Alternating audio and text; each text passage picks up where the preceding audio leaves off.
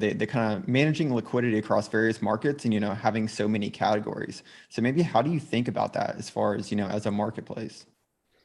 Yeah, it's a challenge. It's a challenge, especially since relative to some of the more vertically focused marketplaces, we actually have a small team. I mean, people probably think of Yelp and think it's a massive company, and it is a pretty large company.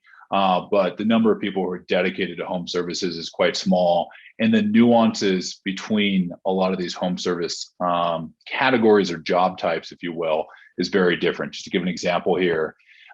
If you are locked out of your home and you need a locksmith at 2 a.m., like that use case and that kind of workflow is very different than if you're building kind of a custom home, up in the mountains. And so the approach that we're taking right now is trying to more or less raise all boats, where we're trying to kind of improve the experience kind of holistically.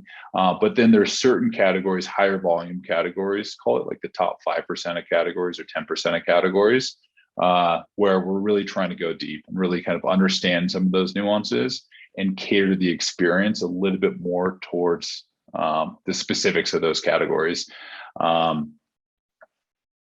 Maybe obvious, but another thing that we've started to look at more recently is kind of understanding liquidity across all cats and geos. So there's massive spreadsheets. We're effectively trying to understand, do we have enough traffic in all these geos? If we have enough traffic, do we have enough quality businesses?